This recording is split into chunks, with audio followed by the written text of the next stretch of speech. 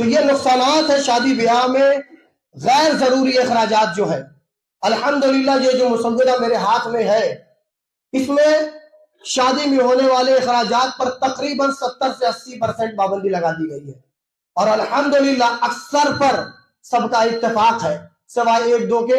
اگر کسی کو اعتراض ہو تو آپ مہتو صاحب کے سامنے اپنا اعتراض رکھ سکتے ہیں۔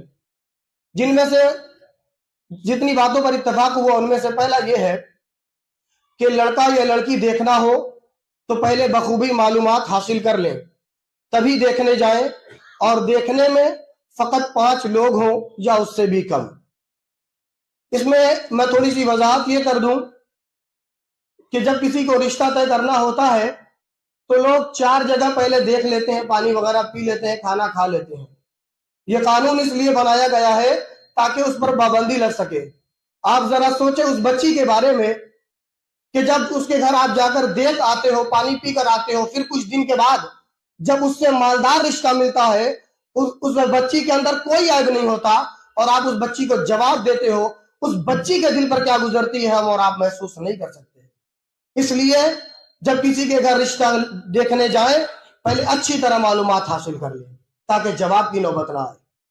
دوسری چیز، دن تاریخ کے موقع پر لڑکے والے کی طرف سے 5 افراد کی شمولیت ہو اور کھانے کا اہتمام نہ ہو، صرف چائے پانی وغیرہ پر آپ جو ہے دن تاریخ معین کر لیں۔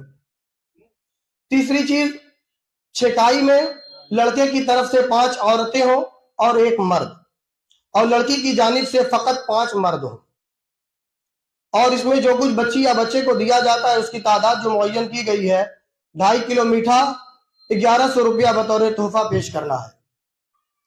چوتھی بات، رت جگہ کے نام پر ہونے والی خرافات مثلا ناچ گانا، ڈھول تاشا پر سخت پابندی عائد کی جاتی ہے۔ 5ویں چیز، ہلدی کے نام پر آج ہم غیروں کو دیکھ کر ان سے بھی آگے بڑھنے کی کوشش کرنے لگے۔ ہلدی کے نام پر سب کچھ پیلا پیلا، پیلا کپڑا سلایا جانے لگا، پیلے پھولوں کی سجاوٹ ہونے لگی۔ یہ فضول خرچیوں میں بہت زیادہ اضافہ ہو رہا تھا، اس لیے اس پر بھی مکمل پابندی لگائی گئی کہ ہلدی کا رسم بالکل ختم کیا جاتا ہے۔ 6ٹھی چیز، ڈال میں فقط 5 جوڑے کپڑوں پر ہی اکتفا کیا جائے، لڑکا لڑکی دونوں کی طرف سے 5 جوڑے ہوں، سہاگ پورا مختصر کیا جائے۔ 7ویں چیز، بارات صرف 25 لوگوں کے ساتھ جائے گی، اسی 25 میں عورتیں بھی شامل ہوں گی۔ پگڑی کسی متقی پرہیزگار سے بندھوائے، داماد سے پگڑی بندھوانے کا رسم ختم کیا جاتا ہے۔ معینہ تعداد پر، یعنی جو تعداد ابھی 25 بیان کی گئی، معینہ تعداد پر سختی سے عمل کیا جائے، اس تعداد میں اضافہ نہ ہونے پائے۔ سہرا و رخصتی پڑھوانے پر پابندی لگائی جاتی ہے، سہرا باندھنے پر نہیں۔ وضاحت کر دیتا ہوں، سہرا پڑھنے اور پڑھوانے پر پابندی عائد کی جاتی ہے، کیونکہ اس میں بھی یہ دیکھا جاتا ہے کہ پڑھنے والا غیر محرم ہے اور عورتیں آ کر اسے انعام دے رہی ہیں، اور مرد عورت کا اختلاط ہوتا ہے جو شریعت اسلامیہ میں ناجائز و حرام ہے، اس لیے اس پر پابندی لگائی جاتی ہے۔ 8ویں چیز، جوتا چرائی کا رسم و رواج ختم کیا جاتا ہے۔ 9ویں چیز، بعد نکاح لڑکے کو لڑکی کے گھر کے اوپر یا آنگن میں لے جا کر نامحرم عورتوں کا پھول مالا، انگوٹھی وغیرہ پہنانے والا رسم و رواج ختم کیا جاتا ہے، کیونکہ یہ بھی ناجائز و حرام ہے کہ غیر محرم سے آپ پھول اور مالا پہنے اور انگوٹھی پہنے، اور وہاں پر دولہے کے دوست وغیرہ جاتے ہیں، مرد و زن کا اختلاط ہوتا ہے جو کہ ناجائز عمل ہے۔ 10 نمبر، بھات کھوائی اور سنی کو مکمل ختم کیا جاتا ہے۔ 11ویں بات، مہر چونکہ نکاح کا ایک ضروری حصہ ہے، اس لیے اس کی مقدار دونوں فریق آپسی رضامندی سے طے کر لیں۔ کوشش کریں کہ مہر 100 گرام چاندی سے کم نہ ہو۔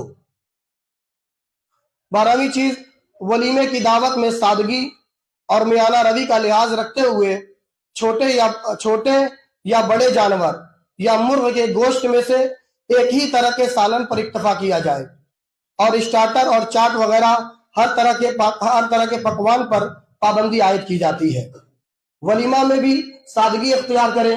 سرکار دو عالم صلی اللہ تعالیٰ علیہ وسلم نے جتنا بھی ولیمہ فرمایا، صرف ایک ولیمے میں جیسا کہ مفتی صاحب نے فرمایا بکری ذبح کی گئی، ورنہ حضرت عائشہ رضی اللہ تعالیٰ عنہ سے جو حضور کا نکاح ہوا فقط ایک پیالی دودھ پر جو ہے وہ ولیمہ کیا گیا۔ پھر دوسرا ولیمہ حضور نے جو فرمایا، بعض امہات المؤمنین میں صرف 2 مد جو پر ولیمہ فرمایا حضور نے۔ تو سادگی کا درس صحابہ اور حضور کی زندگی سے ہمیں ملتا ہے، تو ہمیں بھی چاہیے کہ دکھاوا اور اپنی ناک اوپر رکھنے کے لیے ان رسم و رواج سے ہٹ کر بالا تر ہو کر غریب بچیوں کی شادیوں پر بھی ہم توجہ کریں۔ 13ویں بات، بہو یا بیٹی بداوا، بہو یا بیٹی ہو بداوا میں صرف ایک ہی جوڑا کپڑا دیا جائے۔ 14 بیوہ کے لین دین کو مکمل ختم کیا جاتا ہے۔ 15ویں چیز، عیدی کے نام پر دیے جانے والے ساز و سامان پر پابندی عائد کی جاتی ہے۔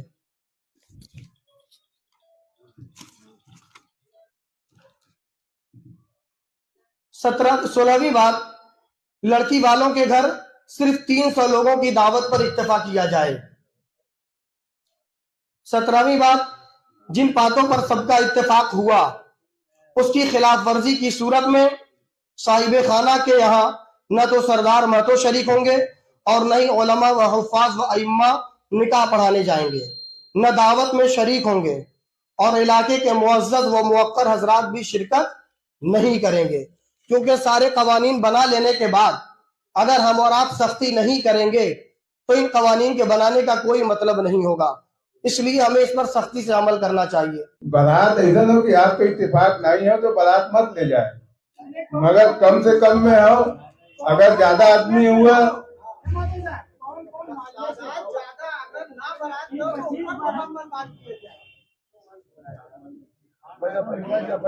بیٹھا بولے۔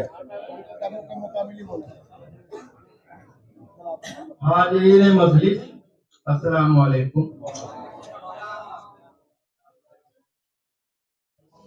لوتا کٹوا کے ساتھ ساتھ بجٹیہا، ککرمتا، منگل پور، بلوڑی، سجوئی، جنسا نئی بستی، تمام جگہ رسول پور اور پورے 8 من جملہ تمام جگہ حیدر مہتو صاحب نے اطلاع نامہ اپنا بھیجا، اور تمام جگہ سے کم و بیش لوگ آئے ہیں۔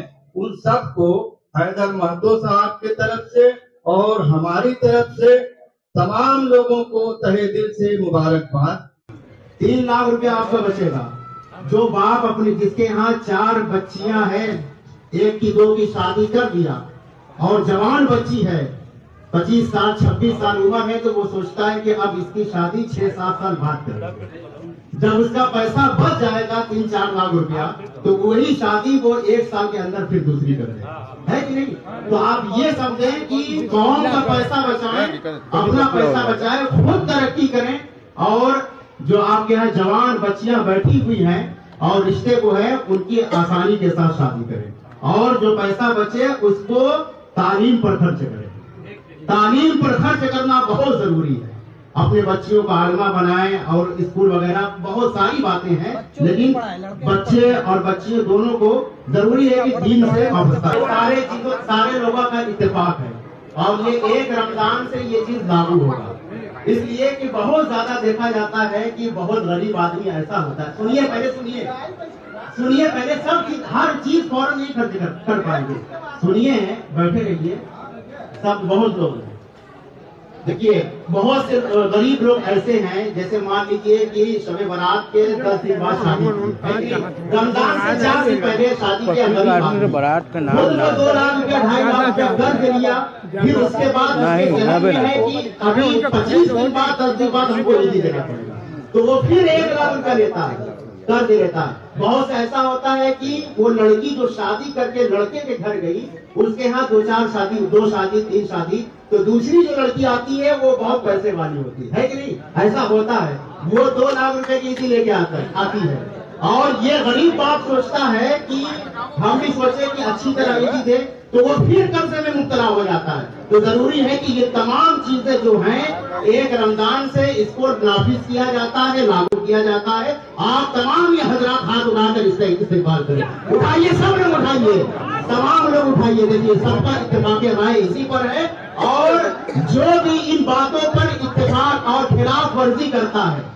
جو بھی اس کا خلاف ورزی کرتا ہے, جن باتوں پر سب کا اتفاق ہوا ہے کہ اس کی خلاف ورزی کی صورت میں صاحب خانہ کے ہاں نہ تو سردار ماتو شریف ہوں گے, نہ ہی علماء اور حفاظ شریف ہوں گے, امام بھی شریف نہیں ہوں گے.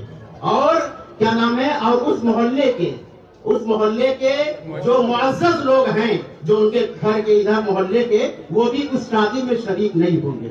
تو آپ اس کو یہ سمجھیے سختی کے ساتھ لاگو کریں.